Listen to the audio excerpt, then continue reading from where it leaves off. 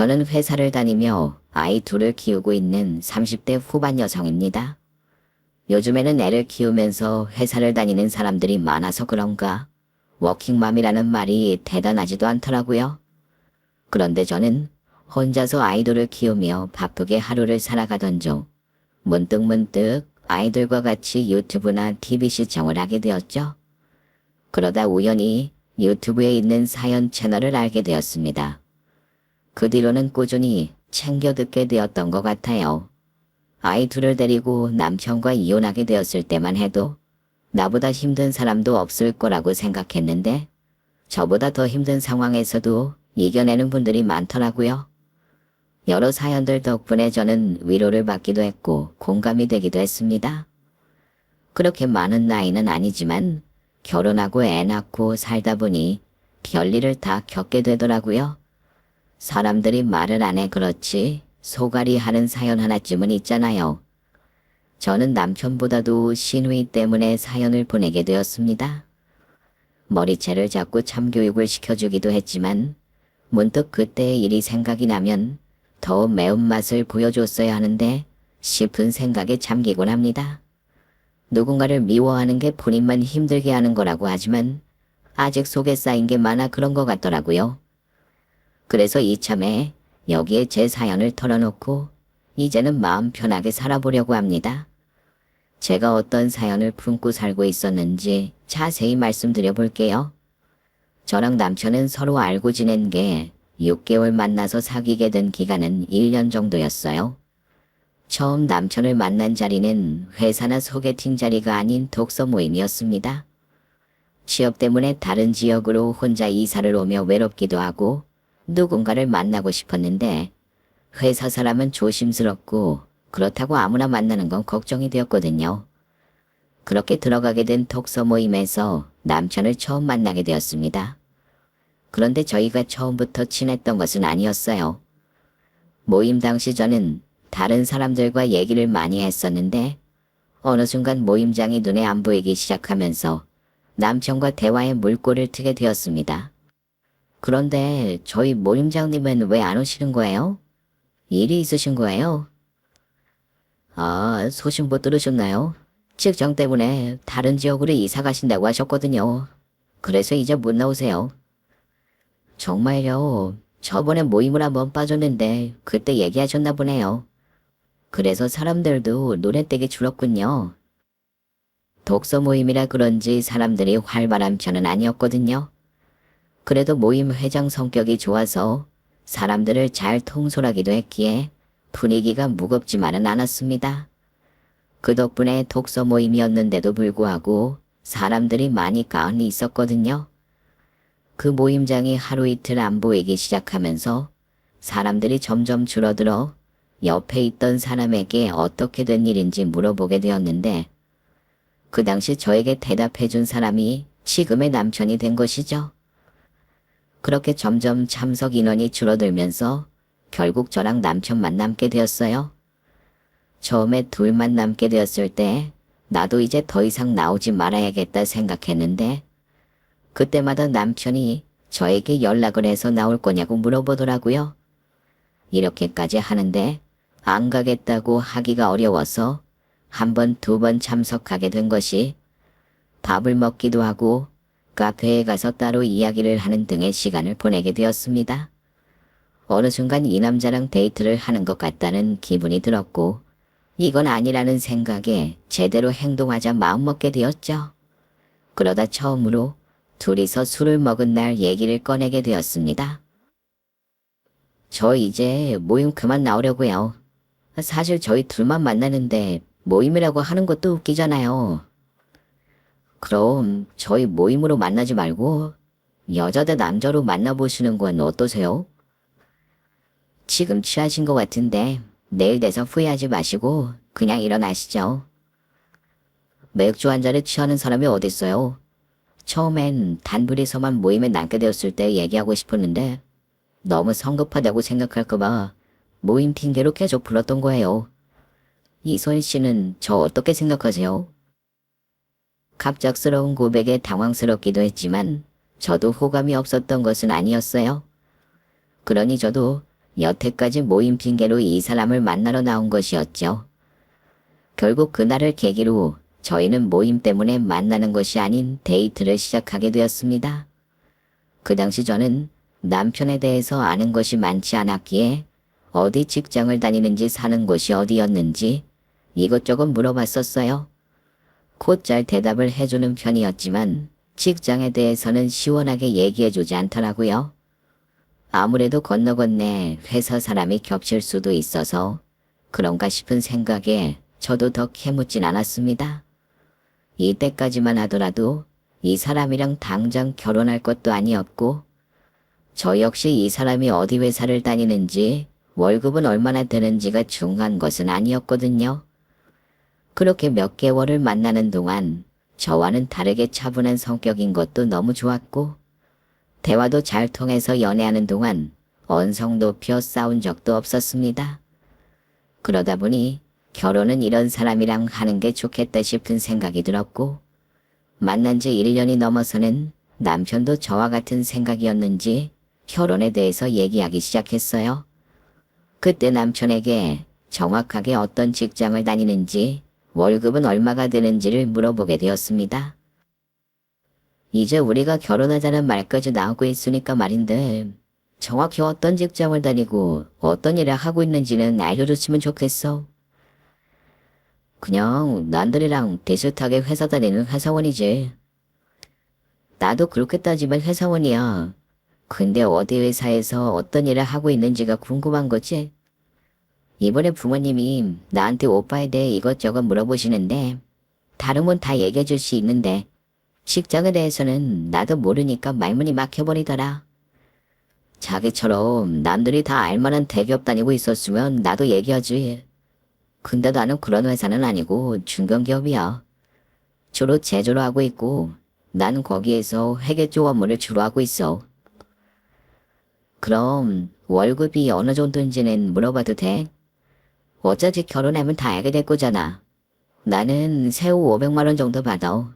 세전으로 하면 500만 원 후반인데 세금 떼면 500만 원 조금 남더라고. 근데 회사 이름이 어떻게 되는지 정확히 안 알려줄 거야? 나도 그거보단 좀 덜 받아. 회사 이름 들어도 잘 모르는 곳일 거야. 여기 분야 일하고 있는 사람들도 잘 모르는 경우가 많아서 일단 명함부터 보여줄게. 남편은 명함을 보여줬는데 처음 듣는 회사더군요. 제가 표정이 살짝 굳자 남편은 통장을 보여주면서 얼마 정도 벌고 있는지 확인시켜 주었습니다. 그 당시 제가 대기업에 다니고 있었기에 나한테 직장을 알려주는 게 자존심이 상하나 싶은 생각도 들었지만 한편으로는 서운한 마음이 들더라고요. 그러다 시댁에 인사를 드리러 가게 되었습니다. 남편에게는 2살 많은 누나가 있었고 첫인상은 걱정한 것과는 다르게 너무 좋았어요. 거실에 다 같이 모여 앉아서 식사를 하며 이런저런 얘기를 하고 있는데 시어머니가 남편 자랑을 늘어놓기 시작했습니다. 시어머니의 말에 시누이가 옆에서 눈치를 주기 시작했습니다. 그때는 대기업 다니고 있는 제 앞에서 남편 얘기를 꺼내려고 하셨기에 시누이가 그런 줄 알았는데 지금 생각해보면 그때부터 시누이는 알고 있었던 것 같아요. 결국 시어머니는 말하다가 입을 꽉 다물게 되었고 그 순간 어색한 기류가 흐르게 되었습니다. 시누이가 결혼 준비에 대해 얘기를 하면서 분위기는 다시 괜찮아지기 시작했죠. 저희 친정부모님은 결혼하기 전부터 정서방이라고 부르며 좋아하셨거든요. 남편은 키가 183에 덩치가 있는 편이었어요. 그리고 인상이 좋아서 저희 친정부모님은 남편을 보자마자 이것저것 챙겨주시기도 했고 저보고는 빨리 결혼하라고 재촉하시기도 했습니다. 그래서 저희 결혼 준비에 문제가 없을 거라 생각했는데 신혼집을 구하게 되면서 처음 싸우게 되었어요. 굳이 대출을 받을 필요가 있어? 지금 우리가 돈을 적게 모으는 것도 아니잖아. 근데 벌써부터 대출 받아서 시작하는 건 아닌 것 같아. 아파트 가격은 계속 오르고 있는 추세고 나중에는 대출을 더 많이 받아서 집장만 해야 될 수도 있어. 그때 돼서 대출받으면 모를까? 난 시작부터 돈 빌리고 싶지 않아. 대출이자 갚느라 허덕이는 것도 싫어. 남편은 대출 받는 걸 극도로 싫어했습니다. 그런데 저는 대출 없는 사람은 없다고 생각했고 이 정도는 투자라고 느꼈어요. 돈 많은 집이 아니고서야 대출 없이 신혼집을 아파트로 장만하는 사람이 몇이나 있겠어요. 그리고 제가 대기업을 다니고 있었기에 대출도 잘 나와서 이율도 높은 편은 아니었거든요. 그런데 남편은 벌써부터 대출 받아서 시작하고 싶지 않다고 고집을 부리기 시작했습니다. 그러니 저도 골치가 아프더라고요. 저희 엄마는 제 편을 들어주셨지만 저희 아빠는 남편 편을 들어주셨습니다. 아빠는 정소방이 왜 그러는지 이해가 되더라. 갑자기 한 집안의 가장이 되는 게 가벼운 일은 아니거든. 정소방이 책임 있는 사람이라 대출이 무서운 거야. 물론 너무 많이 받거나 하면 나도 부담되지. 근데 이 정도는 받아도 되는 거잖아. 그렇게 빚이 쌓이기 시작하니까 정소방은 걱정이 되는 거지. 너희 둘 다 모은 돈이 적지도 않고 아직 젊으니까 정소방이 원하는 대로 대출 안 받는 방향으로 집 알아봐. 그러면 빌라 같은 곳으로 가야 되는데 나는 아파트에서만 살아서 아파트가 편하단 말이야. 요즘에는 빌라도 잘 나와서 사람들이 일부러 빌라 가기도 하잖아. 둘 다 돈 헤프게 쓰는 것도 아니고 알뜰살뜰 잘 모으면 되잖아. 그러면 금방 대출 없이 아파트로 이사 갈 수도 있어. 아파트 가격이야 왔다 갔다 하니 그때 돼서 저렴해지면 오히려 더 좋은 거지. 그리고 정서방도 살다 보면 대출에 대한 생각이 달라질 수도 있으니 이번만큼은 네가 넘어가줘. 남편은 신혼집 말고는 결혼 준비에 대해서 제가 하자는 대로 따라줬습니다. 그러다 보니 저희 아빠는 한 가지 정도는 남편이 하자는 대로 맞춰주는 것도 좋겠다고 말씀하셨고 저도 생각해보니 이거 하나 정도는 남편이 원하는 대로 하는 것도 맞겠다 싶었어요. 그리고 찾아보니 빌라에서 시작하는 사람들도 많고 아파트보다 빌라를 선호하는 분들은 꾸준히 빌라에서 살더라고요. 그래서 한번 경험해보는 것도 좋겠다 생각했습니다. 결국 저희는 대출 없이 빌라에서 신혼생활을 하게 되었어요. 확실히 대출로 나가는 돈이 없으니 적금에 돈 쌓이는 게 눈에 보이더라고요. 약 1년 정도 신혼생활을 한 후 첫 아이를 낳고 첫 아이가 3살이 되는 해에 둘째까지 갖게 되었습니다. 그러다 보니 살던 집이 거슬리기 시작하더라고요. 그때 저희가 결혼한 지 5년 차였고 둘째 아이를 낳기 전에 집을 옮기고 싶었어요. 빌라에서 5년 살아봤지만 저는 아파트가 더 맞는 사람인 것 같더라고요. 그래서 남편에게도 넌지시 얘기했습니다. 나 둘째 낳기 전에는 아파트로 이사 가고 싶어. 요즘 빌라들은 엘리베이터도 있다고 하는데 우리는 없어서 불편하기도 하고 큰애도 좀 더 크면 학교 들어가는데 학교 근처에 있는 아파트 알아보고 둘째 낳기 전에 집 옮기자. 이사가 그렇게 쉬운 건 줄 알아? 그리고 아파트 가격대도 빌라보다 비쌀 텐데 당장 그 돈이 어딨어? 우리 매달 400만 원씩 적금 들었던 거 잊었어? 돈이 좀 부족하면 대출 받아서 가면 되는 거지. 또 대출 얘기야?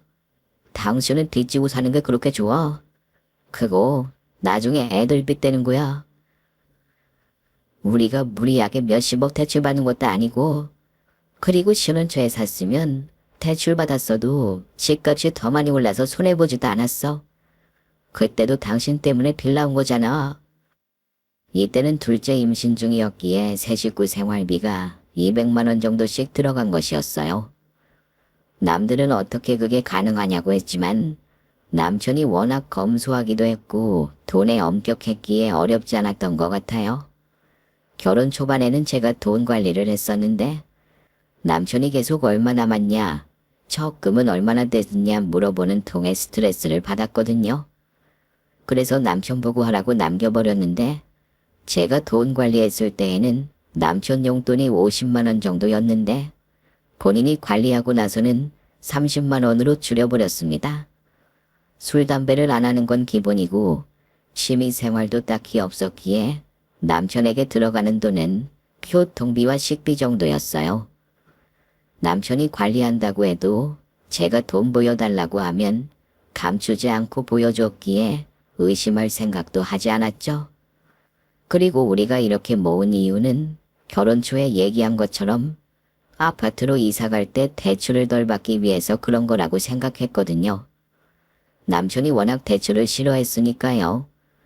제가 대출 얘기를 꺼내니 남편은 짜증을 내며 받아치기 시작했고 나중에는 서로 언성을 높이며 싸우게 되었습니다. 그러던 남편이 갑자기 저를 타이르더라고요. 알았어. 그럼 얘 엄만 더 모으고 이사 가자. 거기 가서 애 낳고 그네 적응시키고 하는 거 힘들 거 아니야. 당신도 익숙한 곳에서 몸 푸는 게 낫지. 그게 뭔 상관이야. 또 1년을 기다리라고? 요즘 집값이 떨어지고 있잖아.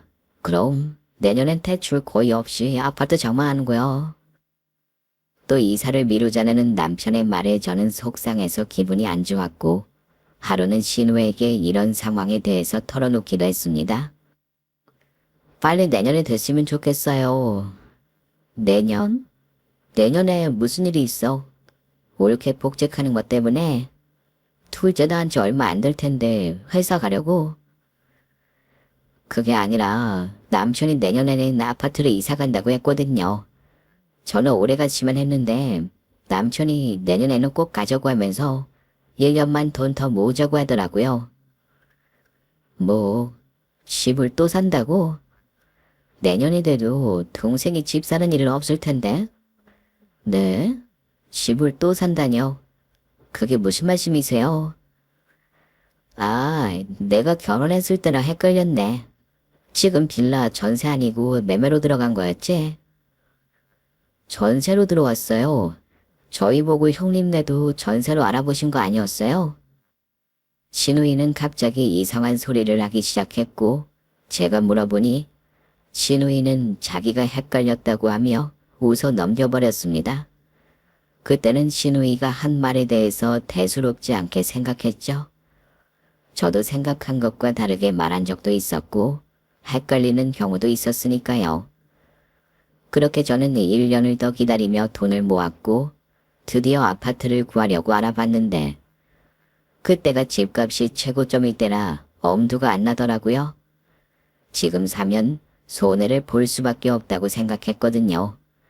어차피 늦은 거 좀 더 기다려서 가격이 좀 떨어지면 사야겠다 생각하고는 착실히 돈을 모았습니다. 그런데 어느 날부터 저희 집으로 택배가 오기 시작했어요. 남편 생일이기도 했고 그래서 직장 동료분들이 보내주는 거라고 생각했습니다. 그런데 화분이랑 과일 세트 등이 들어오는데 승진이 축하한다는 띠가 눈에 보여서 남편에게 전화를 걸었어요. 당신 회사에서 승진했어. 난 당신 생일 때문에 선물 보내주는 건 줄 알았는데 보니까 승진 축하한다는 말이 있어서. 남편은 제 얘기에 무뚝뚝하게 승진하게 되었다고 얘기를 하더라고요. 사실 승진이라는 게 큰일인 거잖아요. 저 같았으면 당장 전화해서 자랑을 했을 텐데 남편은 별로 감흥이 없는 것처럼 행동해서 승진한 게 맞나 싶은 생각도 들었는데 혼자 있는 사무실도 아니고 다른 사람들도 같이 있는 회사라서 티내지 못해 그런가 보다 싶었어요. 집에 오면 다르겠지 싶은 마음에 전화로는 알겠다고 하고 끊고 나서 아이들에게 아빠가 승진했다고 얘기도 해줬습니다. 아이들도 신이 나서 아빠를 기다렸고 저녁에는 다 같이 모여서 조촐하게 파티도 했었어요. 그런데도 불구하고 남편은 크게 기뻐하지 않는 듯한 모습을 보였습니다. 승진하면 월급은 얼마나 더 오르는 거야? 월급은 달라지는 거 없어. 그냥 책임만 더 생기는 거야. 승진을 해도 달라지는 게 없고 어깨만 무거워졌지.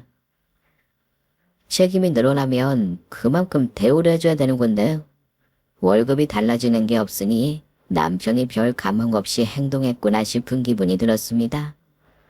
저도 이 소식에 김이 새긴 했지만 남편에게 티내지 않으려고 했었어요. 예전에 저희 아빠가 저한테 해주신 말이 있었거든요.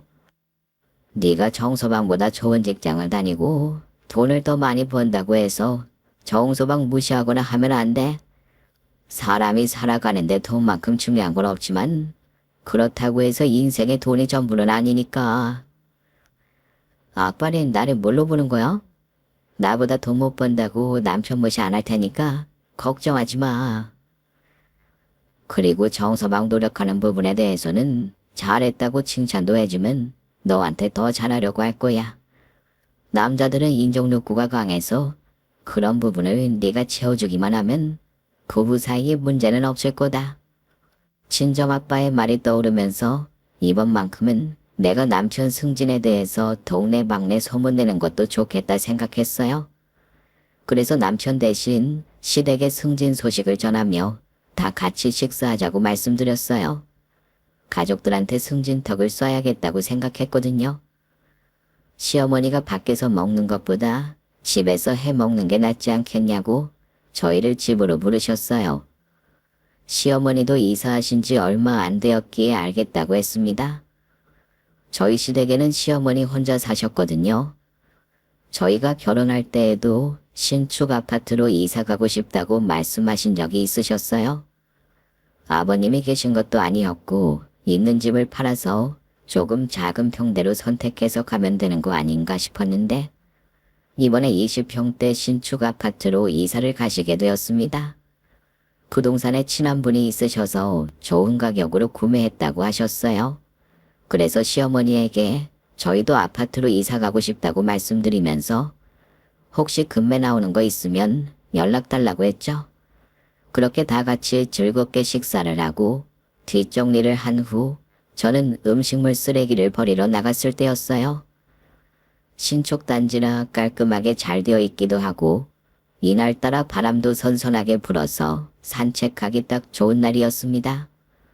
그래서 이곳저곳 둘러보면서 다니고 있었는데 주차장 구석에서 누가 웅크리고는 담배를 피고 있더라고요. 그 모습을 보며 저런 곳에서 담배를 피나 싶은 생각에 얼굴을 찌푸리고는 쳐다봤는데 다른 사람도 아니고 시누이가 뒤에서는 담배 피고 있는 모습에 모르는 척 지나가려고 했습니다. 그런데 시누이 입에서 나온 옳게라는 단어가 제 귀에 들리게 되었고 무슨 말을 하나 싶은 생각에 가까이 다가가게 되었어요. 시누이 옆에는 아무도 없었고 누군가와 통화를 하는 것 같았습니다. 그렇다니까 옳게가 성격이 좋은 것 같긴 한데 좀 눈치가 없다고 해야 되나? 그러니까 우리 집까지 와서 내 동생 승진턱 한다는 말하고 있지. 내 동생이 승진하면 뭐해? 옳게는 평생 쪼들려 지낼 텐데. 시누이는 가끔씩 말도 안 되는 소리를 할 때가 있어서 시누이가 하는 말을 흘려들을 때도 있었는데 이날은 그게 안 되더라고요. 이상한 기분이 들어서 시누이의 말을 더 집중해서 듣기 시작했습니다. 결혼해서 지금까지 빌라 사는 주제 뭐가 그렇게 좋은지 모르겠어. 몇 년째 월급이 똑같으면 이상하다고 느껴야 되는데 같이 직장 생활한다면서 그것도 모르잖아. 나같으면 진작에 확인했어. 그렇게 보면 옳게가 무식한 것 같기도 하고 지금 내 동생 월급 절반 이상이 다 빠져나가고 있는데 무슨 돈을 모아서 집으로 옮기겠어. 속없이 웃고 있는 거 보면 안쓰럽기도 하면서 한심해 보여. 시누이의 통화 내용을 들으며 저는 남편에 대해서 몰랐던 사실을 알게 되었습니다. 쓰레기를 조금이라도 늦게 버리러 나왔더라면 산책을 하지 않고 바로 시댁으로 들어갔다면 나는 이 사실을 모르고 평생을 살았겠다 싶은 생각에 한편으로는 지금 알아서 다행이라는 마음이 들었지만 시누이의 말을 듣는 내내 속에서 화가 부글부글 끓어올랐습니다. 그런데 도저히 참을 수 없는 말을 하기 시작했어요. 옳게 때문에 내가 어디 가서 동생의 대기업 이직 성공했다는 말은 못하잖아. 결혼할 때 이상하게 꼬여서 우리 엄마도 동네 사람들한테 아들 자랑도 못하고 사는데 그 덕에 이런 신축 아파트 얻었으니 나쁘다고만 볼 순 없지. 신우이는 깔깔대며 웃기 시작했고 저는 심장이 철렁 내려앉았습니다. 남편이 저에게 본인이 다니는 직장을 숨겼다는 사실을 알게 되었거든요. 저랑 만나고 결혼을 할 당시만 하더라도 중소기업을 다녔었고 그 당시 결혼식에 화환이 오기도 해서 봤었거든요. 남편이 예전에 말한 것처럼 잘 모르는 회사였기에 더 찾아보지도 않고 그냥 넘겼거든요. 저랑 결혼하고 나서 대기업으로 이직에 성공했던 것 같아요. 신우이 말을 들어보니 시어머니가 살던 집에 있는 대출을 시어머니 혼자 근처 식당에서 주방 일을 하면서 빚을 갚고 있었는데 남편이 대기업으로 이직을 하게 되면서 월급 일부를 시어머니한테 보내준 것이었어요. 솔직히 저도 신우이처럼 생각하지 않은 건 아니었어요. 아무리 중소기업이라도 몇 년째 똑같은 월급을 주는 건 말이 안 된다 생각했거든요. 그래서 남편에게 이직하라고 말을 하기도 하고 제가 직접 자리를 알아봐 주기도 했었어요. 그때마다 남편은 돈도 중요하지만 같이 일하는 사람들도 너무 좋고 직장에서 하는 일이 자기랑 잘 맞다고 이직하다가 실패하는 경우도 있다고 하길래 그 뒤로 아무 말 안 했지만 알고 보니 시댁에 돈을 보내야 했기에 월급을 속인 것이었어요. 남편에 대한 배신감도 컸지만 같은 여자로서 저를 비아냥거리며 말하는 신우이의 태도도 참을 수가 없었습니다. 그래서 저는 신우이에게 다가가 머리채를 휘어잡고 내동댕이 쳐버렸습니다. 지금 뭐라고 했어? 내 남편이 대기업에 다니고 있다고? 월급까지 속이면서? 신우이는 저를 보고는 술이 다 깨버렸는지 대답도 안 하고 도망가려고 했고 저는 그런 신우이의 머리채를 잡고는 그 즉시 시댁으로 올라가 버렸습니다.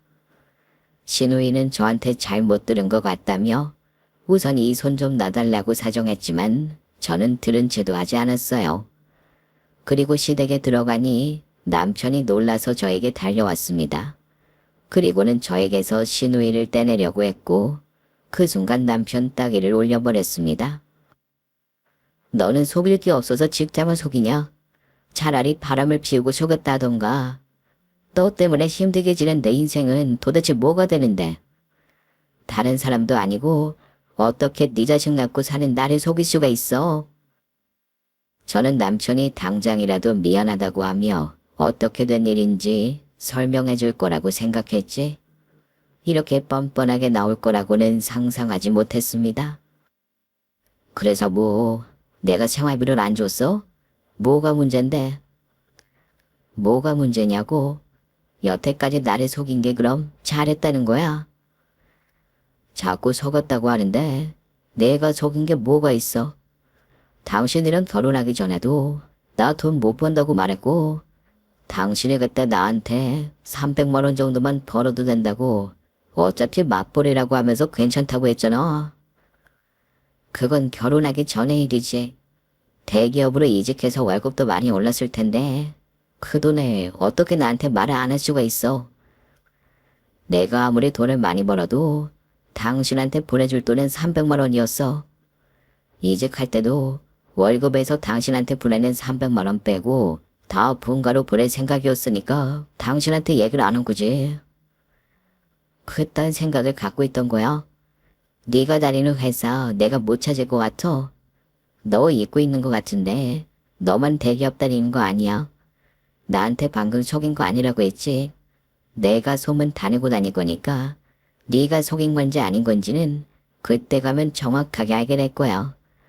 남들이 어떻게 생각하는지 어디 한번 직접 겪어봐.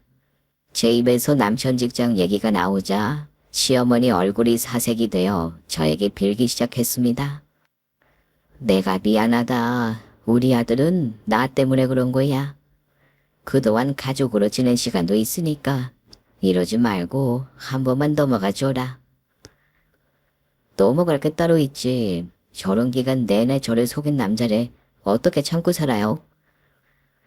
집집마다 말 못할 사정 하나쯤은 있는 거잖아. 그래서 우리 아들도 그랬던 거야. 내가 이렇게 사과하니 한 번만 넘어가 줘라.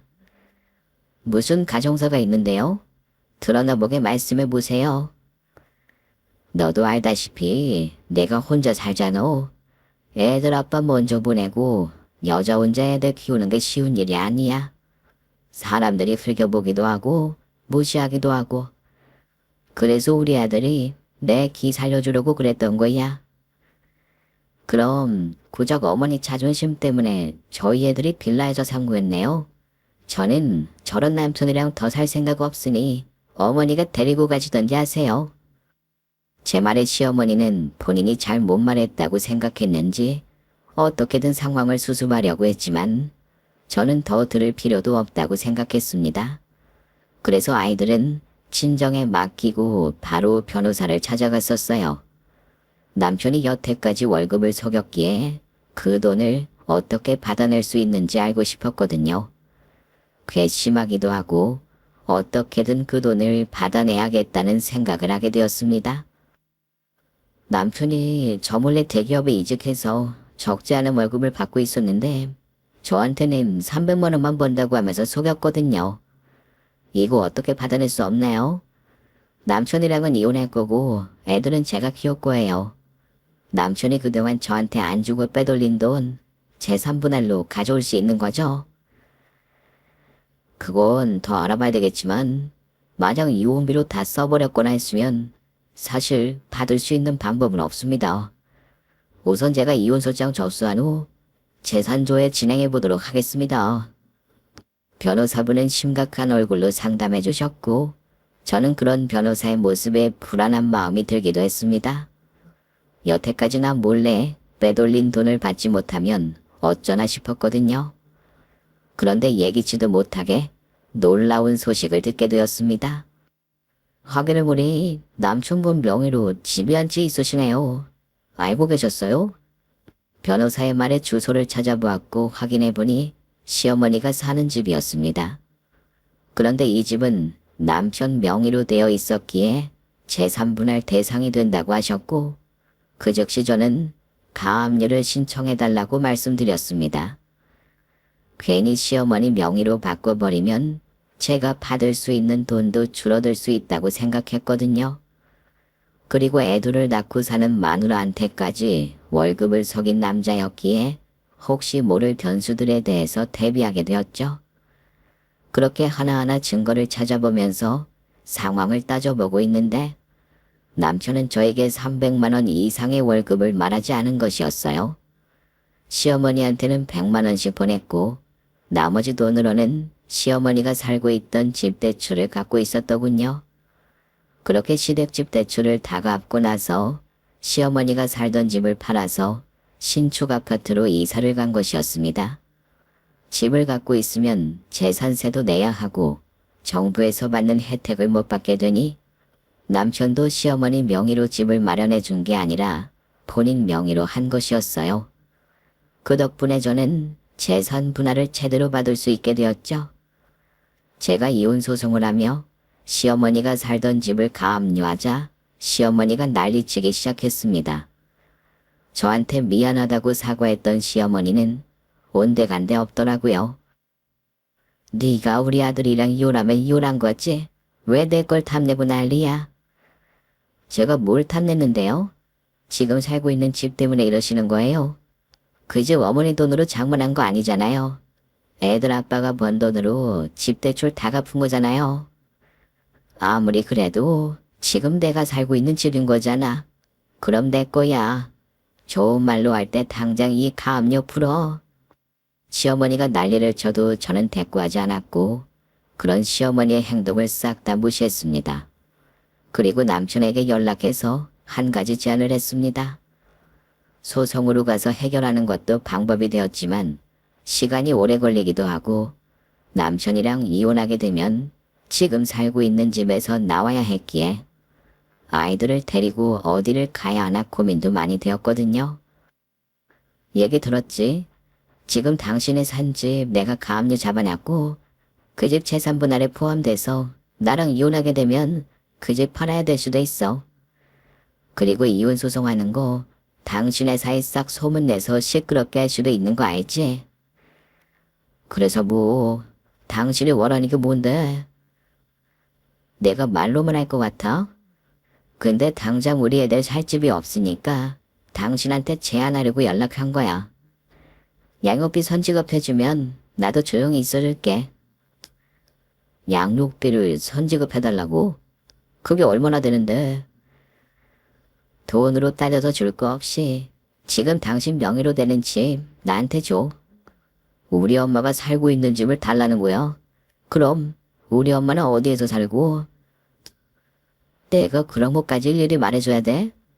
우리 지금 살고 있는 빌라 전세로 들어와서 살던가 시누이 집으로 가시면 되는 거 아니야? 너희 엄마는 어디 갈 곳이라도 있지. 네 자식들은 갈 곳도 없어.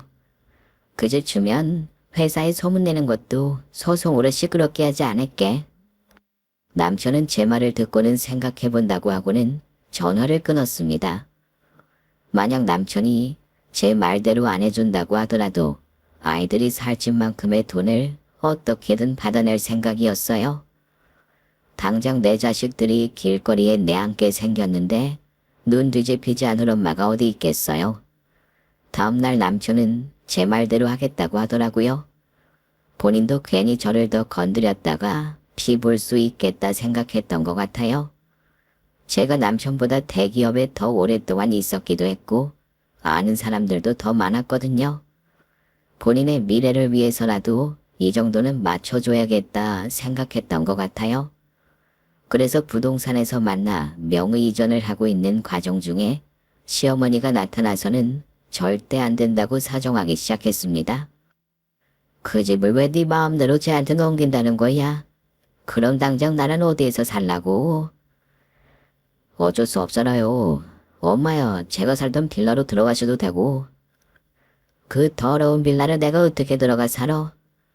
거기 너희가 살 때도 내가 한 번이라도 간 적이 있어? 들어가기도 싫은데 내가 거기에서 어떻게 살아? 그리고 지금 내가 사는 집, 내 아들 돈만 들어간 게 아니야. 내 돈도 들어가 있는 내 집이야. 어쨌든 제 명의로 되어 있어서 재산분할 해줘야 돼요. 그리고 내가 생각해보니까 애들 생각해서라도 이 집 주는 게 맞는 것 같아요. 너는 엄마 생각은 안 하냐? 그 집을 애한테 홀랑 줘버리면 어쩌잔 거야? 시어머니는 본인이 살던 집을 어떻게든 안 뺏기려고 안간힘을 썼습니다. 하지만 다행이라고 생각해야 하는지는 모르겠지만 이제 와서 남편은 저에게 일말의 죄책감이라도 느꼈는지 어떻게든 제가 원하는 대로 해주려고 했어요. 그렇게 시어머니가 사는 집은 제 명의가 되었습니다. 그 대가로 남편에게 재산 분할이나 양육비는 받지 않기로 하고 합의 이혼을 하려고 했습니다. 그런데 시어머니가 저를 보시더니 삿대질을 하면서 소리치기 시작하셨어요. 돈에 눈이 멀어가지고 애들 갖고 장사하는 것도 아니고 그리고 지금 살던 빌라 전세금을 네가 받아도 되는 거잖아.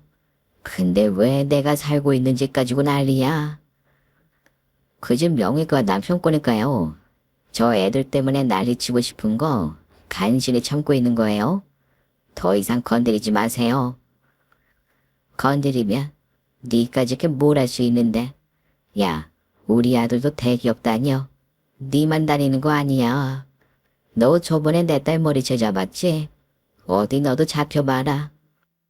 시어머니는 손에 힘을 잔뜩 주시고는 저에게 다가왔고 그 순간 남편이 시어머니 팔을 낚아챘습니다. 그만하세요. 엄마한테 제가 뭐 안 해드린 거 있어요? 그리고 이 사람이랑 이혼 소리 나올 때부터 엄마 저한테 뭐라고 하셨어요? 월급 다 엄마 통장으로 보내라고 하셨죠? 돈 하는 건 엄마잖아요. 그건 제가 애들 핑계 대면서 너한테 돈 달라고 난리 칠까봐 그런 거지. 저 솔직히 아빠 돌아가시고 엄마 혼자서 힘들게 일하는 모습이 안쓰러워서 저 사람 몰래 엄마 도와드렸어요. 사실 그게 잘못됐다고 생각한 적도 없었고요. 꼬박꼬박 300만 원은 보냈으니까요. 근데 이번에 애들이 절 보고는 슬슬 피하는데 순간 심장이 발끝으로 떨어지는 기분이었어요. 그거야 며느리가 애들한테 네 욕해서 그런 거지. 그랬을 수도 있죠. 근데 애들이 저한테 엄마 괴롭히지 말라고 하더라고요. 난 내가 잘못한 게 하나도 없다고 생각했어요. 그래서 저번에 애들 엄마가 저한테 어떻게 사람 속일 수 있냐고 그 난리를 쳤을 때도 별것도 아닌 거 가지고 난리냐 생각했는데 이번에 이혼 얘기 나오면서 애들이 저 대하는 거 보니 미안하기도 하고 부끄럽다는 생각이 들어서 이제 저 사람이 원하는 대로 다 해줄 거예요. 남편도 시어머니가 이렇게까지 하니 이건 아니라고 생각했던 것 같아요. 그리고 제가 무리하게 요구한 것도 아니었고 정말 애들이 살 집이 필요해서 남편에게 제안한 것이었으니까요. 그래서 남편도 이 정도는 본인이 해줘야겠다고 생각했고 아이들이 자기를 대하는 태도 때문에 잘못한 것을 인지하고 있었던 것 같아요. 하지만 시어머니는 계속해서 제가 애들한테 그렇게 말해서 그런 거다는 식으로 말을 하기 시작했습니다. 자기 아들이 본인 편을 안 들어주니 나중에는 저에게 삿대질을 하더라고요. 사실 시어머니가 제 머리채를 잡으면 저도 가만히 있지 않겠다 생각했거든요. 남편이 막아서 제대로 시어머니한테 한 방 먹이진 못했지만 할 말은 다 해야겠다 싶었습니다. 어디 한번 더 해보세요. 저 회사 게시판에다가 남편이 어떻게 월급을 접였고 그 돈을 어디다 썼는지 그리고 그것 때문에 자식들 길거리에 내몰았다고 올려버릴 거예요. 야, 너 그거 명예훼손이야. 너 좋은 직장 다닌다는 애가 그것도 몰라. 벌금 정도 나오겠죠. 근데 저 사람 회사에서 잘리고 이 바닥에 소문 다 날 거예요. 다른 직장 구하려고 해도 이전 직장에서 어떻게 잘렸는지 소문나면 회사 다닐 수 있을까 싶네요. 그러니까 저도 건드리지 마세요. 시어머니의 행동에 저는 눈이 뒤집혔고 그 순간 시어머니도 더 이상 저를 건들면 안 되겠다 생각했는지 아무 말하지 않으시더라고요. 그 상황에서 저는 남편과 합의 이혼하기로 얘기한 후 법원으로 향했습니다. 어차피 이혼하기로 한 거 하루라도 빨리 해버리는 게 편할 것 같다는 생각이 들었거든요. 자식이 있으니 집도 받았겠다 그냥 살지 그랬냐고 하는 분들도 계실 것 같아요. 그런데 저는 이런 오랜 기간 동안 저를 속인 사람을 배우자로 생각하고 살 자신이 없었고 시누이는 물론이고 시어머니도 다시는 보고 싶지 않았거든요. 시어머니는 자기 아들이 회사에서 잘려서 돈을 못 벌어올까봐 그 뒤로는 저를 찾아오지도 않고 연락 한 번 하지 않았습니다. 그렇게 저는 시어머니가 살던 신축 아파트를 받고 이혼하게 되었어요. 세 식구가 살기 20평대 아파트도 나쁘지 않았지만 시어머니가 살던 집이니 살고 싶지 않다는 생각이 들기도 했고 그때 집값이 생각보다 높았기에 바로 팔아버렸습니다. 그 돈으로 대출 좀 더 받아 제 직장 근처에 있는 30평대의 아파트 매매를 할까 싶었는데 부동산 사장님이 저에게 우선은 전세로 살고 집값 좀 떨어지면 매매를 하라고 하시더라고요. 그것도 방법이 되겠다 싶어서 아파트 전세로 살고 있던 중 부동산 사장님 말씀대로 조금씩 집값이 떨어지기 시작했어요. 예전에 시어머니가 살던 집도 제가 팔았던 가격의 절반까지 내려오게 되었죠. 전체적으로 집 매매가가 나쁘지 않아서 이번에 아이들과 안정적으로 살 수 있는 집 한 채를 매매했습니다. 그러니 저도 마음이 편해지더라고요. 그제서야 전 시댁 식구들이 어떻게 사는지 듣게 되었어요.